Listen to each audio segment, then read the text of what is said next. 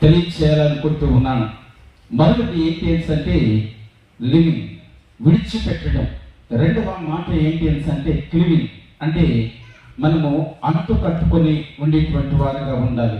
మూడవదిగా వీవింగ్, అంటే మనము అంటు కట్టుకునేటువంటి విధానం గురించి తెలియజేయబడుతూ ఉంది. కాబట్టి ఈ మూడు విషయాలు కూడా వివాహానికి చాలా ప్రాముఖ్యమైనది. ఈ మూడు విషయాలు మనం నేర్చుకున్నట్లయితే వివాహం అనేది, వివాహ బంధం అనేది దేవుడు ఖచ్చితంగా మన జీవితాల్లో, మరి దేవుడు ఏ ఏర్పాటు చేతైతే వీరిద్దరిని వివాహ వ్యవస్థలో కలపబోతూ ఉన్నాడో ఆ వ్యవస్థ యొక్క పరిపూర్ణత అనేది వీరిద్దరు కూడా విజయం పొందినటువంటి వారిగా ఉంటారంట. ఎందుకంటే ఏదైనా గేమ్లో అవతల వారు విజయం పొందుతారు, కానీ వీరిద్దరు కూడా ఈ వివాహంలో ఇద్దరు కూడా వారు దేవుణ్ణి అనుసరించినటువంటి వారుగా ఉంటే, దేవుడి ప్రణాళికలో వారు జీవిస్తే వీరిద్దరి కుటుంబం కూడా దీవించబడడం మాత్రమే కాదు, విజయవంతమైనటువంటి గేమ్ ని వారు పూర్తి చేసి ఇద్దరికి కూడా విజయాన్ని దేవుడు అనుగ్రహిస్తాడు. కనుక ఈ యొక్క సమయంలో ఏది విడిచిపెట్టాలి అంటే కీర్తనల గ్రంథము 45వ అధ్యాయం 10వ వచనం.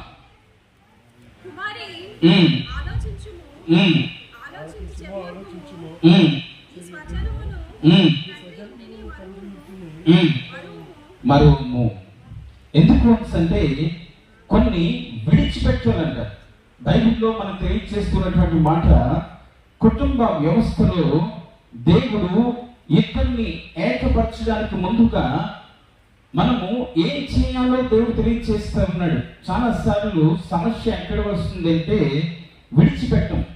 ఇక్కడ భక్తుడైనటువంటి కీర్తనగాడు తెలియజేస్తూ, నీ స్వజనమును, నీ తండ్రి ఇంటిని మరువము అంటే కొంచెం మర్చిపోవాలి.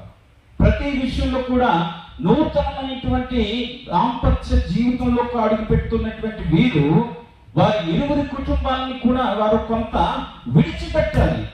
విడిచిపెడితే వారు నూతన కుటుంబంగా ఎదగబోతూ ఉన్నారు. కనుక ప్రతి విషయంలో కూడా వారి సొంత నిర్ణయాలు తీసుకోకుండా, లేకపోతే తల్లిదండ్రులు వారి కుటుంబ వ్యవస్థల్లో చాలాసార్లు సమస్యలు ఎక్కడ వస్తున్నాయంటే వీరి తల్లిదండ్రులు వారి తల్లిదండ్రులు చెప్పిన మాటలు ఇద్దరు వింటారు, అందువల్ల కుటుంబాల్లో సమస్యలు వస్తాయి. కనుక ఈరోజు దేవుడి వాక్యం ద్వారా దేవుడు మాట్లాడుతున్నటువంటి మాట ఏంటి అంటే మరువము. ఎందుకంటే మర్చిపోవాలి. మర్చిపోవాలా? వారితో సంబంధాలు కొనసాగాలి, కానీ మీ వ్యక్తిగత జీవితంలో ఇతరులకి స్పేస్ అనేది ఇవ్వకూడదు అనేది బైబిల్ బోధిస్తుంది. అందుకనే ఈ యొక్క సమయంలో మనం చూసినప్పుడు వారిద్దరు కూడా కొంత సమయం అనేది వారికి కేటాయించారు. ఇద్దరు కూడా తల్లిదండ్రులను విడిచిపెట్టి నూతన కుటుంబంగా వారు దేవుడు ఏర్పాటు చేసినటువంటి ఈ వ్యవస్థలోకి వారు అడుగు పెడుతూ ఉన్నారు. కనుక వారికి తెలియవలసినటువంటి విషయం ఏంటి అంటే వారి ఇరువురు కుటుంబాలు కూడా, ఇరువురు వ్యక్తులు కూడా ఏం చేయాలి అంటే కుటుంబంలో వారి తల్లిదండ్రులతో వారికి ఉండేటువంటి ప్రేమ సంబంధాలు ఉండాలి. కానీ ప్రాముఖ్యత ఏంటి అంటే నీ భర్త నీకు ప్రాముఖ్యం, అదేవిధంగా నీ భార్య నీకు ప్రాముఖ్యం. ఎందుకంటే కొంచెం విడిచిపెడితే మీరు ఐక్యంగా అవడానికి అవకాశం ఉంటుంది. ఎందుకంటే మీరు కొత్త కుటుంబ వ్యవస్థలోకి వెళ్తూ ఉన్నారు. కనుక ప్రతి ఒక్కరు కూడా వీరి యొక్క కుటుంబంలో వీరిద్దరు కూడా నేర్చుకోవాల్సింది ఏంటి అంటే ఆ యొక్క మన స్వజనమును విడిచిపెట్టి, ఇక్కడ ఈ యొక్క మన యొక్క గ్రామంకు వచ్చినటువంటి అనూష వారి తల్లిదండ్రులను విడిచిపెట్టి వస్తూ ఉంది. కనుక మనం ఏం చేయాలి? ఆ పాప లేకపోతే పెళ్లి కుమార్తె ఏం చేయాలి అంటే వారి బంధువులను లేకపోతే వాళ్ళ తల్లిదండ్రులను విడిచిపెట్టి ఈ నూతనమైనటువంటి వ్యవస్థలోకి వస్తూ ఉంది. కనుక వీరిని ప్రేమించాలి. వీరిని ప్రేమించడం వలన వారితో ఉండేటువంటి ప్రేమ సంబంధం తెగిపోమని మేము చెప్పడం లేదు, వారితో కొనసాగించాలి. కానీ వీరితో ఎక్కువగా ప్రేమ కలిగినటువంటి వారిగా ఉండాలి. రెండవ మాట మనం చూసినట్లయితే క్లెమింగ్, అంటే డీప్ పార్ట్నర్షిప్ అంట. అంటే మనము ఈ యొక్క వివాహ వ్యవస్థలోకి వచ్చినటువంటి ఇద్దరు పెళ్లి కుమారుడు పెళ్లి కుమార్తె కూడా శాశ్వతమైనటువంటి సంబంధం కలిగినటువంటి వారిగా ఉండాలంట. ఈ యొక్క వ్యవస్థ దేవుడు ఎందుకు ఏర్పాటు చేసుకున్నాడంటే, దేవుడు ఎందుకు ఏర్పాటు చేశాడు అంటే ఆదాము జీవితంలో జరిగినటువంటి సంఘటన మనం చూద్దాం. ఆదాము ఒంటరిగా ఉన్నాడంటే, ఒంటరిగా ఉంటే ఆయనకి సాటిస్ఫాక్షన్ ఇచ్చింది ఏది కూడా సృష్టిలో ఏది కూడా కనబడటం లేదంటే. కనబడలేకపోతే దేవుడు ఆ యొక్క ఆదాముకి ఎంత ప్రాధాన్యత ఇచ్చాడు అంటే, ఆదాము వేటికి ఏ పేర్లు పెడితే ఆ పేర్లే ఉన్నాయి.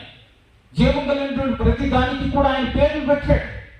అయితే ఆయనకు సంతోషకరమైనటువంటి పరిస్థితి, హృదయం ఉప్పొంగ పొందినటువంటి పరిస్థితి కనబడలేదు.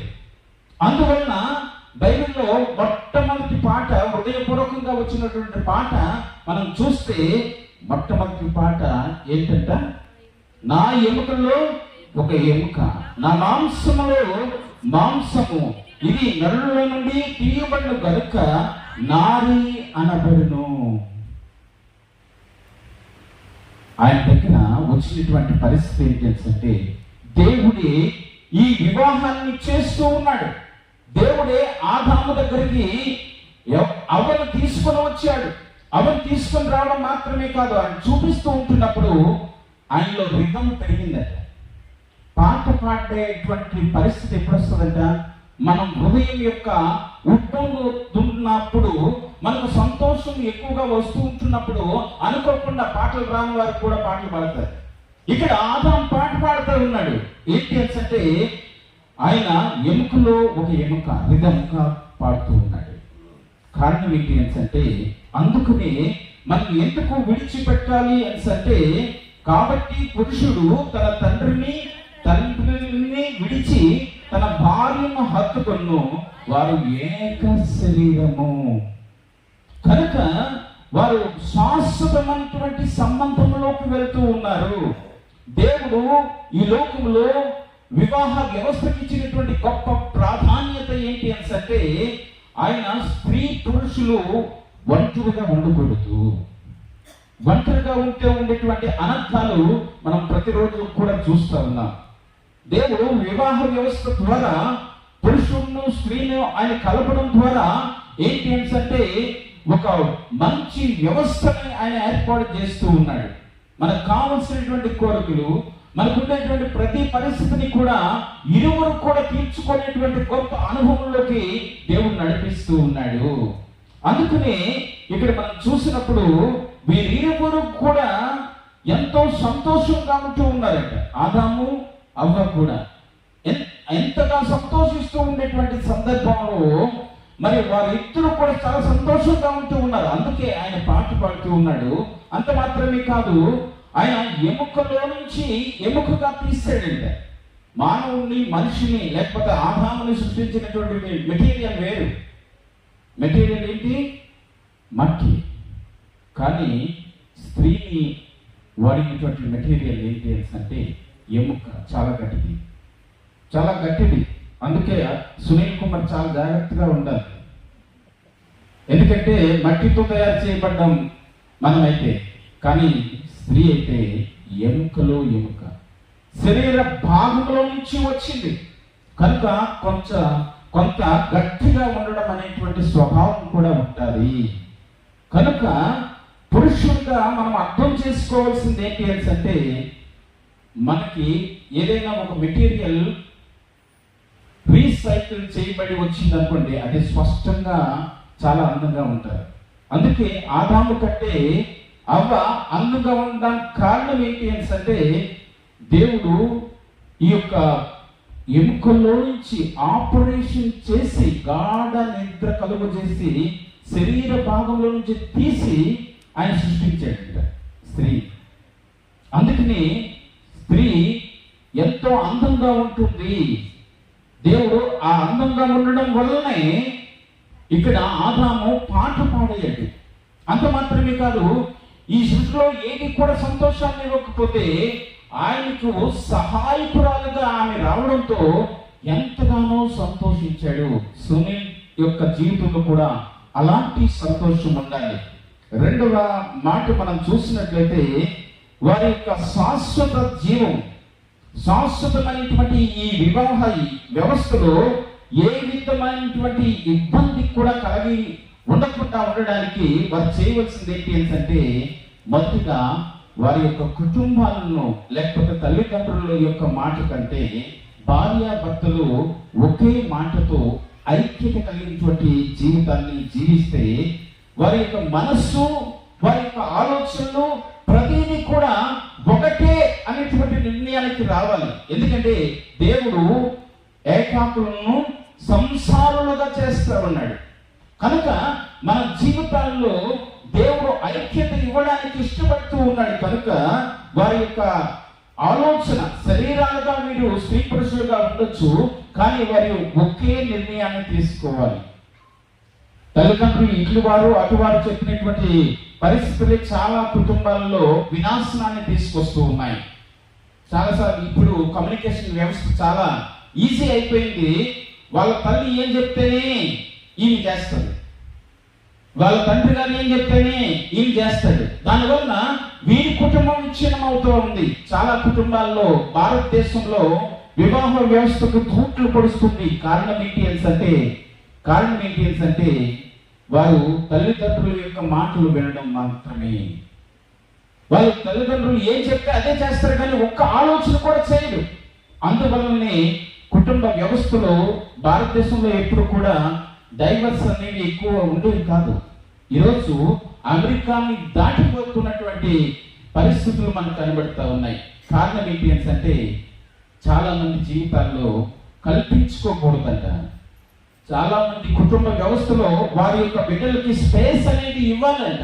ఇస్తే వారు ఏక శరీరంగా ఉండడం మాత్రమే కాదు, ఏక మనస్సు కలిగినటువంటి వారిగా, భౌతికంగా, శారీరకంగా, ఆత్మీయంగా వారు ఐక్యం కలిగినటువంటి వారుగా, ఏకత్వం కలిగినటువంటి వారుగా ఉంటారు. అందువల్లనే దేవుని ఉద్దేశం అనేది వారి జీవితాల్లో నెరవేరుతారు. తర్వాత వారు స్పేస్ కలిగినటువంటి వారుగా ఉంటే వారు ప్రతి పరిస్థితుల్లో కూడా వారు సొంత నిర్ణయాలు తీసుకోవడానికి, వారిద్దరూ అనుకూలమైనటువంటి నిర్ణయాలు తీసుకోవడానికి అవకాశం ఉంటుంది. అందుకే అనుకూల నిర్ణయం ఎక్కడ వస్తుందంటే మీకు వివాహం జరిపిస్తుంది ఎవరు అంటే దేవుడు వివాహం చేస్తా ఉన్నాడు. దేవుని మాటలు మనల్ని ఏం చేస్తాయంట, మంచి నిర్ణయాలు తీసుకోవడానికి అవకాశం వస్తుందంట.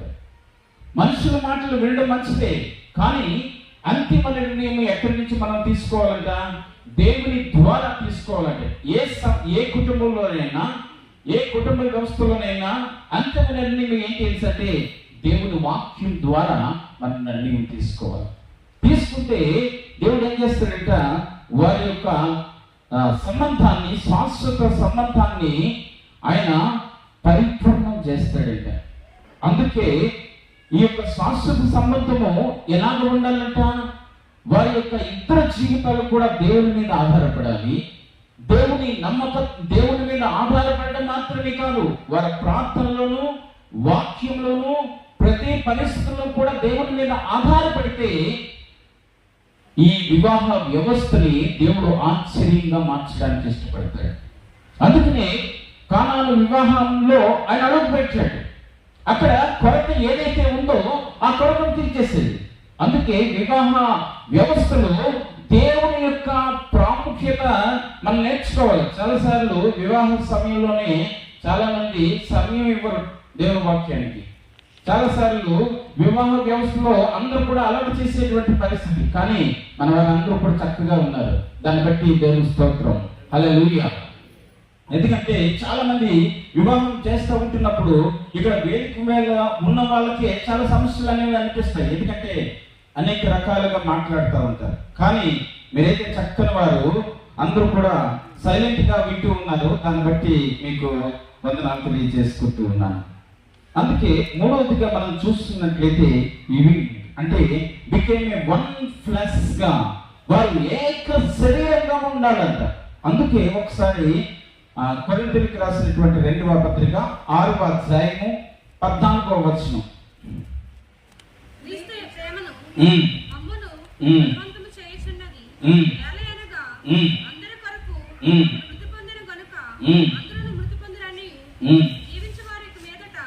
కాదమ్మా, 2వ కొరింథీయులకు రాసినటువంటి పత్రిక 6వ అధ్యాయం 14వ వచనం.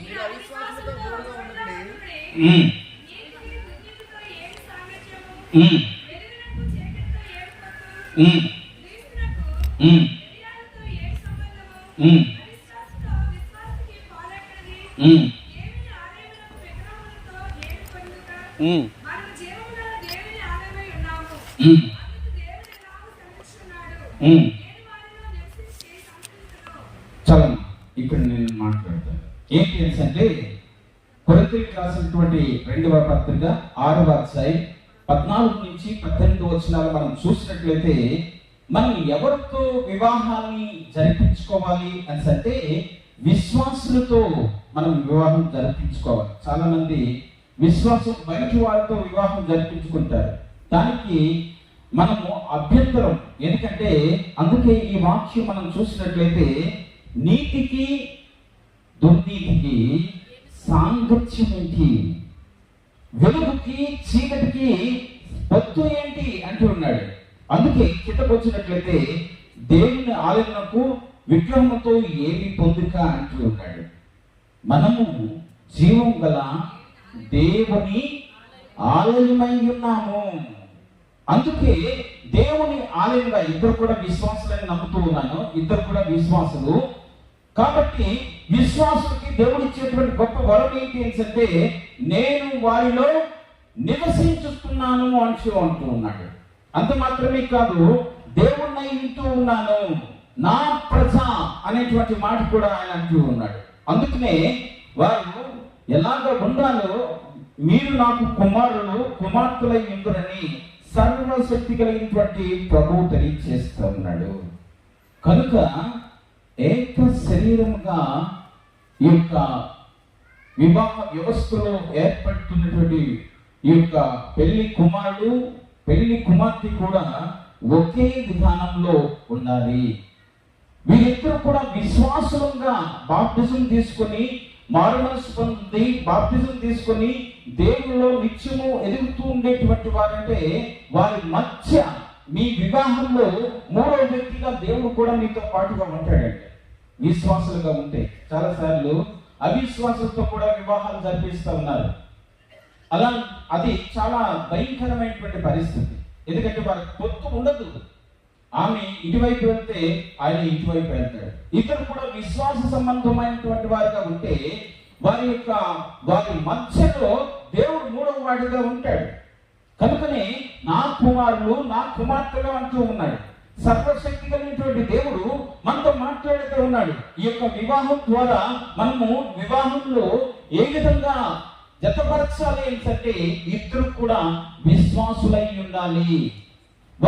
ఇద్దరు కూడా వారు నిర్ణయాలు తీసుకునేటప్పుడు కానీ ప్రతి పరిస్థితుల్లో కూడా వారు దేవుని వాక్యానికి విధేయులు కలిగి ఉండాలి, ప్రార్థన చేయాలి, సంఘంకి రెగ్యులర్ గా ప్రతి పరిస్థితుల్లో కూడా ప్రతి కార్యక్రమంలో కూడా పాల్గొంటే విశ్వాసంలో ఎలా ఎదగాలో తెలుస్తుంది.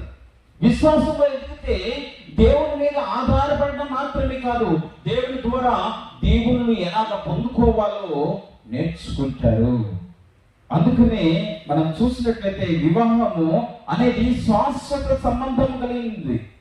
వివాహము ఈ రోజులో అయిపోయేది కాదు. బ్రతుకున్నంత వరకు కూడా ఈ వివాహ వ్యవస్థలో కొనసాగవలసిందే.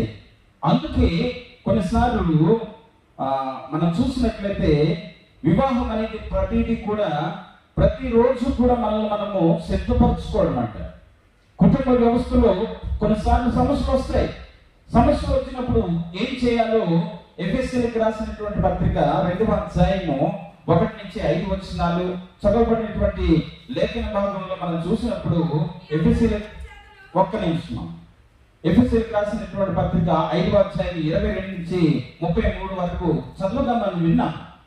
ఏంటి అంటే, ఇక్కడ ఏక శరీరంగా ఉంటున్నటువంటి వారు, ఒకే శరీరంగా ఉంటున్నటువంటి భార్యాభర్తలు ఇద్దరు కూడా వారి నిర్ణయాలు ఇద్దరు కలిసి తీసుకోవాలంట. ఇద్దరు కలిసి దేవుని వాక్యాన్ని చదవాలంట, ఇద్దరు కలిసి కుటుంబ ప్రార్థనలు చేసుకోవాలంట. చాలా మంది కుటుంబ ప్రార్థనలు చేసుకోలేనటువంటి పరిస్థితి. కుటుంబ ప్రార్థనలు అనేవి చాలా అవసరం. ఎందుకంటే కుటుంబాన్ని కట్టేది ఎవరంట? దేవుడు.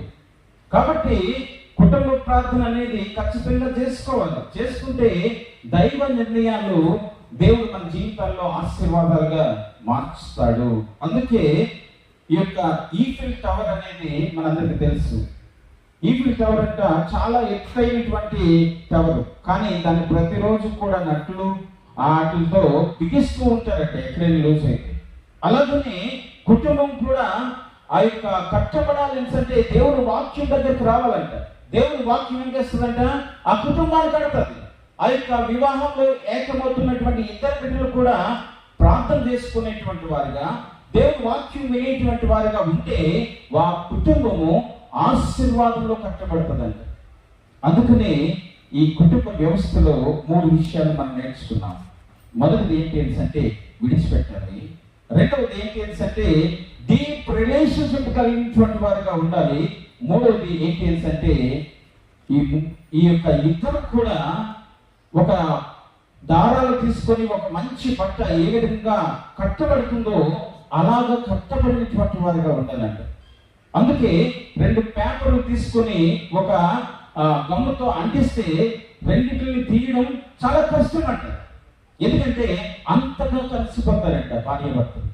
అంతగా కలిసిపోవాలంట. ఎప్పుడైతే కలిసిపోతారో దాన్ని విడతీయడం అనేది చాలా కష్టము. అలాగనే ఈ కుటుంబ వ్యవస్థలో కూడా 3 విషయాలు చెప్పి నేను ముగిస్తాను. మొదటిది, వివాహం అనేది దైవ సంకల్పం అంట. దేవుడు ఏర్పాటు చేశాడు. దేవుడే దానికి ఆయన సహాయం చేసేటువంటి వాడిగా ఉంటాడు. అందుకే కీర్తన గ్రంథం 127 మొదటి వచనం మనం చూసుకున్నట్లయితే, యెహోవా ఇల్లు కట్టించని ఎడల అనేటువంటి మాట మనకు కనబడుతుంది. అంటే ఆయన ప్రమేయం లేకపోతే చాలా మంది ఆయన ప్రమేయం లేకుండా వివాహం చేసుకుంటారు. దానివల్ల ఆ కుటుంబాలు అనేక అనంతాలకు దారితీస్తుంది. కానీ వీరు అయితే దేవుని యొక్క చిత్తం ప్రకారంగా విశ్వాసులుగా దేవుని వాక్యాన్ని వినేటువంటి వారుగా మారుమనసు పొంది బాప్తిజం పొందారు. పొందడం మాత్రమే కాదు, దేవాలయంలోకి వచ్చి వారి వివాహం జరుగుతూ ఉంది. కనుక దేవుని యొక్క భద్రత ఈ వివాహ వ్యవస్థకు ఉంది. అందుకనే ఇది దైవ సంకల్పం ద్వారా జరుగుతూ ఉంది అనేది గుర్తుపెట్టుకోవాలి. రెండవది, వివాహం అనేది భాగస్వామ్యం. ఏంటి అంటే 2 కుటుంబాలు, 2 సంఘాలు, ఆ యొక్క స్నేహితులు, బంధువులు అందరూ కూడా కలిసి ఈ యొక్క పార్ట్నర్షిప్ లో వీరిని వివాహ వ్యవస్థలో మనము పార్ట్నర్షిప్ గా వారిద్దరూ కూడా బంధం కలిగినటువంటి వారిగా ఉండడానికి మనం అందరికీ కూడా ఈ యొక్క భాగస్వామ్యంగా ఉంటున్నటువంటి వారిని వీరిద్దరూ కూడా కలిసి ఈ పార్ట్నర్షిప్ ఏంటి అంటే వారు జీవితాంతం కొనసాగడానికి ఉపయోగపడుతుంది. మూడవదిగా మనం చూసినట్లయితే ఇది శాశ్వత సంబంధం. దీన్ని దేవుడు ఏర్పాటు చేశాడు. ఇది వీరు బ్రతుకున్నంత వరకు కూడా ఈ వివాహ వ్యవస్థలో ఏర్పాటు చేయబడినటువంటి ప్రతి ఒక్కరు కూడా నేర్చుకోవాల్సింది ఏంటి అంటే ఇది శాశ్వత సంబంధము. అందుకనే ఈ వివాహం అనేది దైవ సంకల్పము. వివాహం అనేది ఆయన భాగస్వామ్యము. వివాహం అనేది ఇది దేవుడు ఏర్పాటు చేసినటువంటి శాశ్వత సంబంధం. వివాహంలో ఉండవలసినటువంటి 3 విషయాలు కూడా మనం నేర్చుకున్నాం. ఏంటి అంటే విడిచిపెట్టాలని, కలిసిపోవాలని.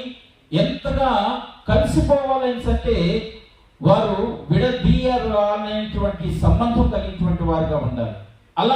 అలాగా ఉంటే వీరిని ఎవ్వరు కూడా ఏమీ చేయలేరు. ఈ కుటుంబము దేవుని యొక్క ఆజ్ఞకు అనుసారంగా జీవించినట్లయితే దేవుడు ఏం చేస్తాడంట, వారు ఆశీర్వాదంగా ఉంటారు. అనేక మందికి దీవెనకరమైనటువంటి వ్యక్తులుగా ఉండాలని కోరుకుంటూ ఈ సమయాన్ని ఇచ్చినటువంటి అధ్యక్షులు వారికి నేను అందజేస్తున్నాను. ఆమె